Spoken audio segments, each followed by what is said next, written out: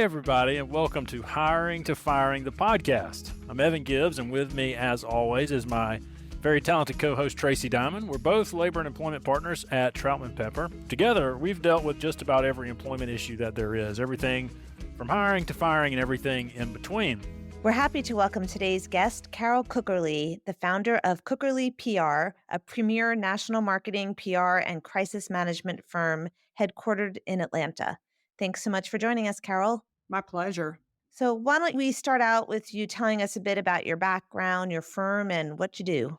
Thank you. Well, I'm in the business of putting out fires all the time. In my firm, I lead the crisis and issue management practice. And as you know, it's all about people all the time, what they do, why they do it, and their behavior. That's why I'm particularly interested in the topic today about if the spouse only knew, because so much of what I see could be mitigated if at home the spouse, be it a man or a woman or a partner, actually knew what their partner was up to. It would be probably different workplace behavior, a different outcome.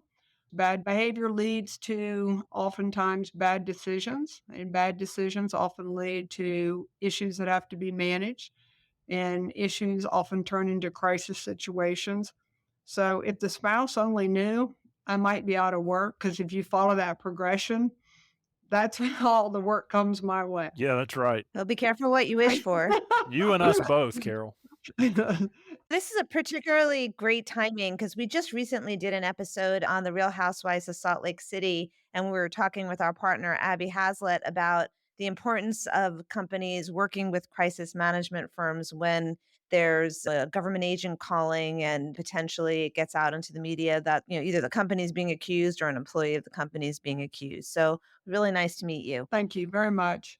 Today, as always, we're using some clips from a show, and today we picked the hit show Ozark, which is now concluded. The show's over, but it was a really great show, and we're using that show to highlight the concept of if the spouse only knew. So we're using that as a jumping off point here. The first clip that we're going to listen to today, it comes from the very first episode of the first season of the show, and in this one, we learn that Marty Byrde, who's the show's main character, he's a workaholic, and he's a high-end financial advisor in Chicago who's really, we learn as the show progresses, he's devoted a lot of his life to working really hard to provide a really comfortable life for his family. And in this first clip, he's talking to a guy who's a private investigator, and we learn that he hired this guy to track his wife, Wendy Byrde. We hear Marty talking with the investigator who tells Marty that she's been having an affair, and she's a political and government relations consultant. And clearly, Marty did not know what was going on with her in her work life. Let's go ahead and take a listen to this clip. His name's Gary Silverberg. He's a partner with McNeil Roberts downtown. No? On the board of half a dozen nonprofits, Academy of the Arts, Goodman Theater, Joffrey. He sees your wife at least twice a week, sometimes more. Either his place or somewhere closer to yours. An HI Express, Fairfield Inn. The Doubletree and Allsup's where I tagged him. This Sugarwood right here, what is that? You jumped the gun asking to meet today. Normally, I transfer everything from a working file to a folio binder. Table of contents, intro, summary, suitable for presentation or arbitration. Yeah. Tell me what it means. Sugarwood's her pet name for her. As in, right. I got it. Some of that sugar. I got it. Thank you. Evan and Carol, have you ever encountered or dealt with situations in which one spouse finds out something unpleasant about their partner? Isn't that what married life is all about? Well, you make an excellent point. I think what the clip is setting up is he's going down his path and he's making bad choices, but it's really not about the affair. It's the behavior that he created. That behavior is obviously going to blow up in the workplace. And then that's what you all deal with. And that's what I deal with. If she knew, would that behavior have continued? No. Would she have divorced him? Probably. And that's what I find so fascinating, is how so much could be circumvented if a spouse really knew what was happening. Absolutely. This clip highlights, the example that everybody's probably thinking about first of all, which is, like an affair in the workplace. But there are lots of other instances where I've seen this rear its head. For example, someone could be having some performance issues at work, and they keep their spouse in the dark about it. It could be because they're ashamed of it, or it could be for whatever reason. They don't want to get in a fight with their spouse about it. There could be money problems, etc. One spouse doesn't know that things aren't going swimmingly at the office for the spouse, and then things come to a head at work, and maybe the person gets fired, or they're forced to resign or something like that. And then the spouse suddenly is like, oh, I can't believe, where did this come from? It's kind of out of left field. And Right. we've dealt with this. I think one situation that I dealt with, and again, it comes back to not an affair, but we had a situation where there was an executive who propositioned somebody, of all people, somebody in an HR department at a pretty big company, propositioned this individual. And, we ended up terminating the executive. And it became really clear in our dealings with the executive, there was an employment agreement that we had to deal with. It was an unfortunately complicated situation that should have been very straightforward, but unfortunately, because of the contracts involved, it was very protracted and very complicated. But ultimately, it became really clear that the executive spouse was being told a different story as to why this individual was let go. He had created this narrative of, they just don't like me. They really don't trust me. They just want to get me out to get new leadership in. And it became clear at several points in this process that his wife did not know that he'd been accused of sexual harassment, of propositioning this other employee. And sometimes you wonder, how differently would this dynamic play out if, for example, there was like a spousal disclosure obligation for corporate companies where it's like, okay, if something happens at work, we, the company, have the right to mail notice to the husband or wife. I do wonder how the dynamic would change in a lot of situations. I've seen situations a couple of times now for clients, unfortunately, where an employee is having an affair outside of work and the spouse wants to get the employee in trouble. And so they start contacting the workplace, trying to let the workplace know about the affair and how bad their spouse is and how they should be somehow punished or disciplined. Sometimes this comes up when the affair is happening at work, but I've seen it come up even when the affair is outside of the workplace, where the spouse is just so angry and is lashing out, and the company doesn't know what to do and how to manage that situation. Yeah, How do you advise in a situation like that, Carol? I love that this has gotten so juicy. It's right up my alley now. that's right. That's right. Very, very interesting We're now. not afraid of salacious. We love salacious. There's two kinds really of issue management that I find myself in. It's whatever is just internal is going to stay internal, and one is mitigating the public perception of that, usually when it hits the media. The situation that you mentioned, I'm familiar with those also. It's good old-fashioned vendetta, and a lot of times those kinds of personnel issues don't leak out beyond the boundaries. But typically, a legal letter has to go back to tell the spouse what they're doing is defamation. The company has no place in it. You all know how to do all that. And those are more few and far between from us. When it does spill over, I've had a situation like that, Tracey, where a person making an allegation about their spouse having an affair and starting this whole thing, then was so angry, felt that the company sort of aided and abetted because there were trips and there was this and there was that, wanted to cast a pall over the whole workplace environment. It really dragged the company through it because the anger and the bitterness was just palpable. So on that one did spill over into the media and cause other problems, and really through social media. So that became its own thing. But again, what really righted it not only was just one-on-one with reporters, like truly nothing to see here, but a very sad domestic dispute that was not fair. And you can make those proof points, but there were threatening legal letters that I felt were very fair and just in order to tamp that down. So that's how that was handled. Earlier point that you made, I am, though, staring at a list of just in the Wall Street Journal in the last 2 years, 14 headlines. I'm not saying that there are others, 14 different situations, different companies where either a CEO or CFO of top corporations stepped down over inappropriate relationships, alleged groping, but it's all these inappropriate personal conduct, personal relationships. We can talk about what is the effect of those on stock prices and how those things spill over into what you might be holding in your portfolio. But very interestingly, if the spouse knew, and to your point earlier about if there was some way that the home team knew what was going on. We got a report card when we were little kids, and it said exactly what you were doing at school and what your behavior was, et cetera, et cetera. But people go into the workplace, and then there's this curtain. What you say is happening is what everybody then takes word for word. They take it absolutely, that's what's happening behind that curtain. And the fact of the matter, it could be very different, like the gentleman you just referenced, Tracey.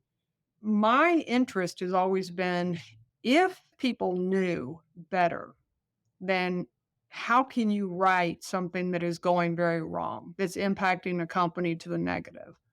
And we do find ourselves in that situation when companies say, hey, we have some personnel issues. We need them to get out. Our lawyers are looking at them, but it's going to cause a lot of damage if these people are allowed to do what they do. Question for you two. How many times have you ever worked a situation where a whistleblower was actually telling the truth? I'll give you my situations, but you tell me yours. A corporate whistleblower actually telling 100% the truth. 100% truth. I don't think I've ever encountered that. Look, the reality for pretty much every claim that I've dealt with, not 100% true, but most whistleblower claims and whistleblower type claims, like retaliation claims, for example, a lot of times there may be a shade of truth. To me, it's always on a scale, right? I agree. It's never completely false or completely true. It seems like there's always, you can view the facts this way if you're sitting on this side, but then go on the other side of the fence and it's like, well, it does look a little different. The view's a little different over here. So yeah, I can't recall one where it was 100% sort of smoking gun, accurate reporting, and then somebody was terminated because of that. Well, out of many, I've had two that ended up with unimpeachable testimony. Some went to court, but some were just through the legal process, et cetera, that were unimpeachable. So what I look at when I'm called in and a company's having personnel issues, et cetera, each one of these people, they're kind of like their own whistleblower. They're at home, they're saying whatever they want to say. They've got their band of direct reports in their division and their part of the company, their subsidiary, wherever, and they're saying whatever they want to say, and they're making this allegation, that allegation, et cetera, et cetera. They're all their own little whistleblowers, and it creates a lot of issues.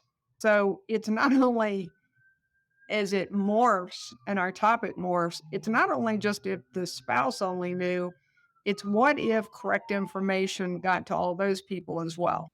And we've gotten pulled in because of workplace cultures that are just rife with rumors and rife with issues.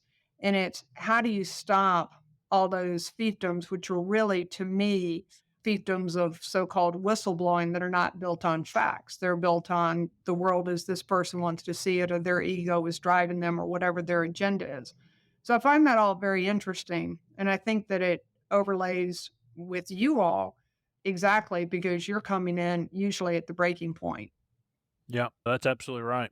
I think it has to start with a reminder of who your client is, particularly when the accusations are surrounding someone who's in the C-suite. A reminder that our obligation is to the company, not to the individuals necessarily who are running the company or the individuals who are, upper management of the company. We want to make sure that the company is being protected. And when a spouse comes in, it's even less of a relationship, and we don't owe any real obligation to a spouse of any of our employees. Evan, I'm curious, what do you think the legal issues are that come up in the context of a workplace affair? If it's truly a workplace affair between coworkers, whether it's a subordinate manager or just, peers, I mean, there are a lot of issues that come up. We see these, of course, in the sort of love gone bad scenario where there's what starts out as a consensual affair. Maybe it's disclosed, maybe it's not.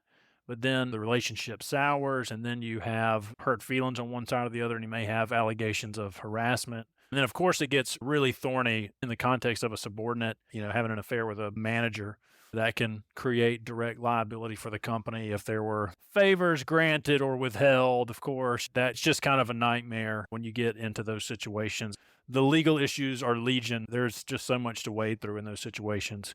Yeah, I think in addition to harassment, to Carol's point earlier, there's that issue of defamation that we're seeing more and more in those type of cases. Yeah. After the Amber Heard, Johnny Depp trial, I think that's really being used as a tool I think that's a really good point Carol made earlier about when a spouse finds out and comes calling, what accusations they're slinging around about the employee, whether that could give rise to a defamation lawsuit is another layer that needs to be considered.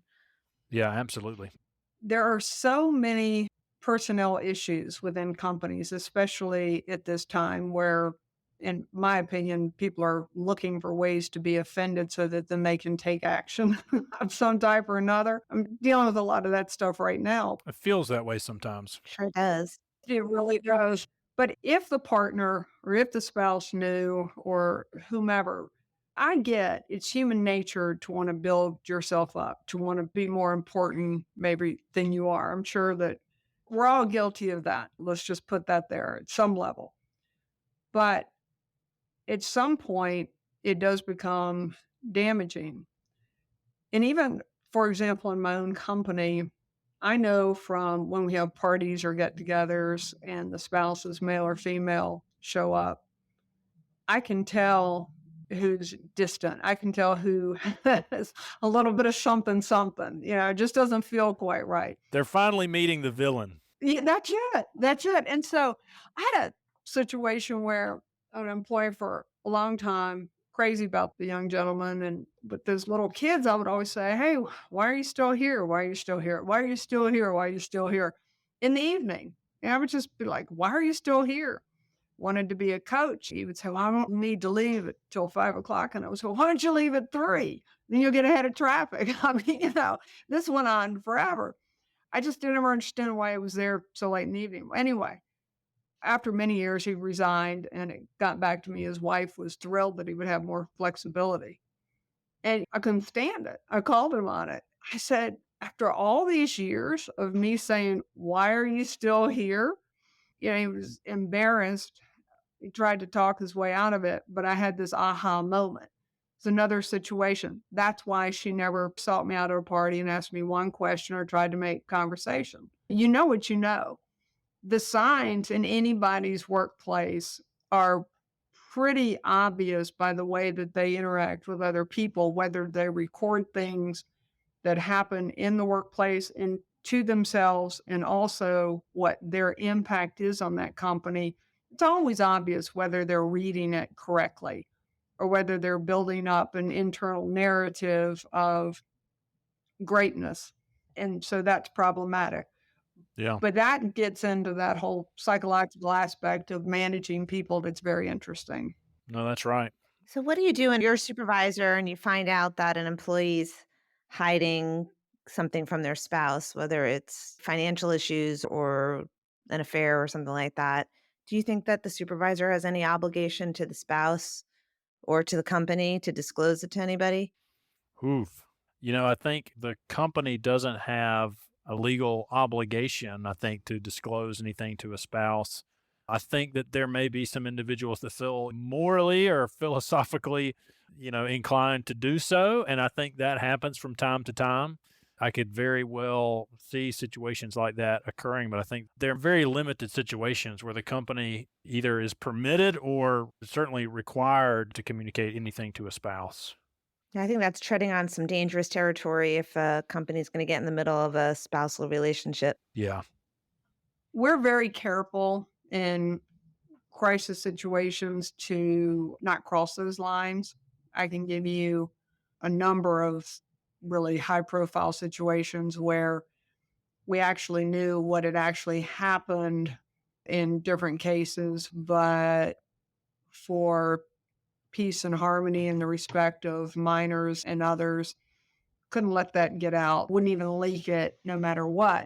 My impact on this has always been when teaching issues in crisis management is just to say, people just need, if there's one breadwinner in a family, and one person's doing their part and the other person's out, then you're putting a lot of faith and trust that that person's reading everything correctly and they're recording everything to you at home correctly so that you can make good decisions.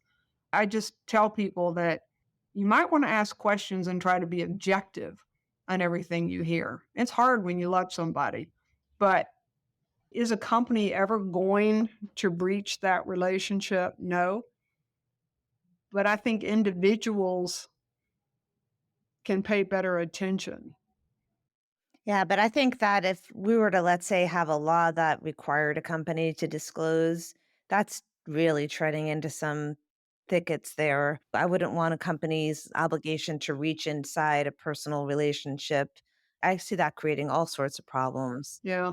Hey, Evan, I think this is probably a good time for our next clip. Yeah, no, I totally agree. The next one, this also comes from the first episode, first season of Ozark. And at this point in the show, we've learned that Marty's been leading a double life at work, which plays into exactly what we've been talking about. If you haven't seen the show, Marty, the financial advisor, he's also got a side hustle of laundering money for a Mexican drug cartel. And he does it through his financial advising firm and with his partner there. At this point in the show, which we're about to hear, Marty's planned to move his family to the Lake of the Ozarks to keep his end of the bargain with the cartel to keep laundering money for them. So when she hears the news, Marty's wife, Wendy, who, again, she knew nothing about the money laundering, sort of this double life we've been talking about, she tells Marty that she wants a divorce. And so in this clip, we hear Marty talking to himself as he's approaching the apartment of Wendy's boyfriend to confront the two of them.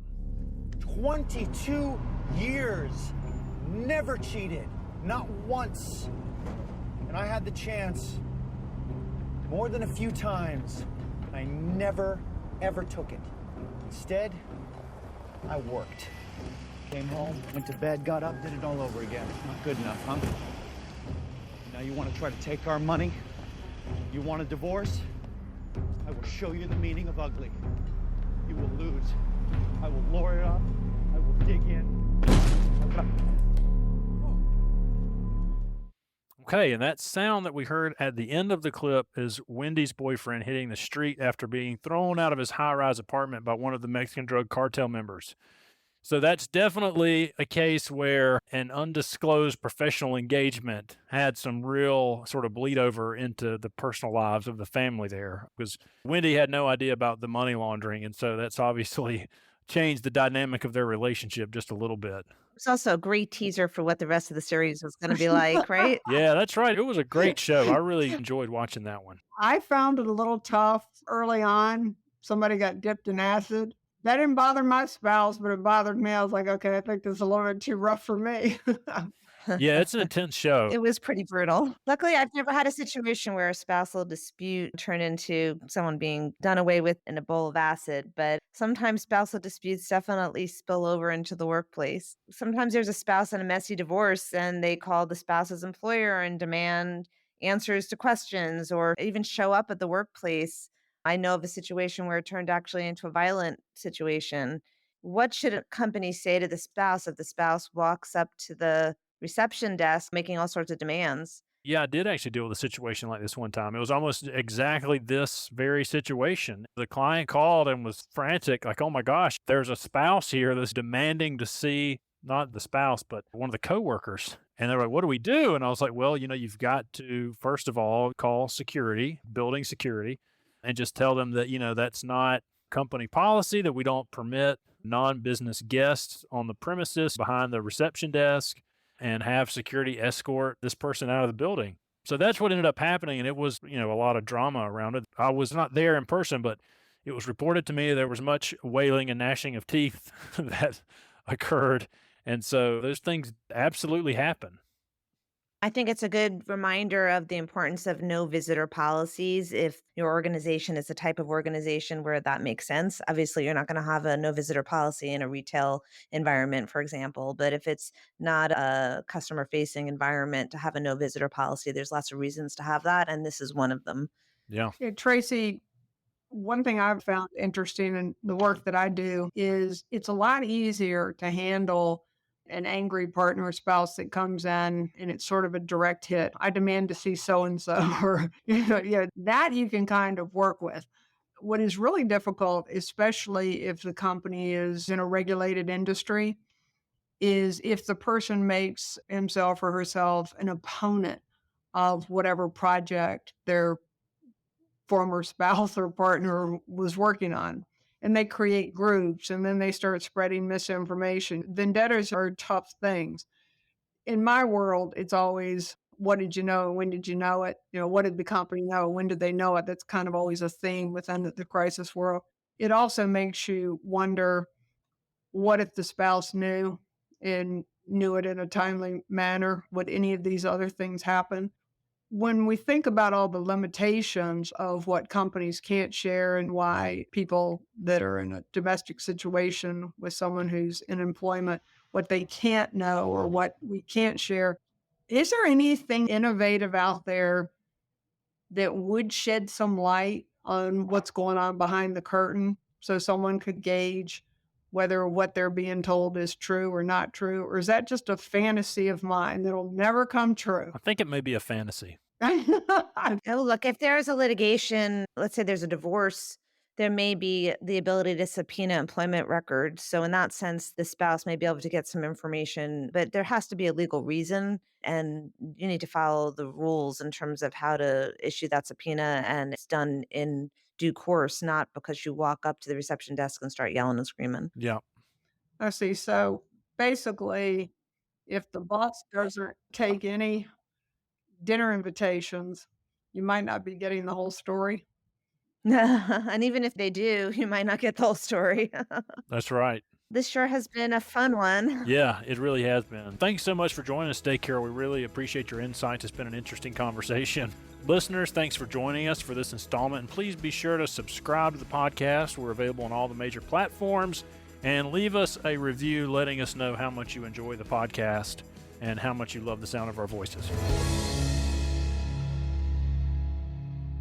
Copyright Troutman Pepper Hamilton Sanders, LLP. These recorded materials are designed for educational purposes only. This podcast is not legal advice and does not create an attorney-client relationship. The views and opinions expressed in this podcast are solely those of the individual participants. Troutman Pepper does not make any representations or warranties, express or implied, regarding the contents of this podcast. Information on previous case results does not guarantee a similar future result. Users of this podcast may save and use the podcast only for personal or other non-commercial educational purposes. No other use, including, without limitation, reproduction, retransmission, or editing of this podcast may be made without the prior written permission of Troutman Pepper. If you have any questions, please contact us at troutman.com.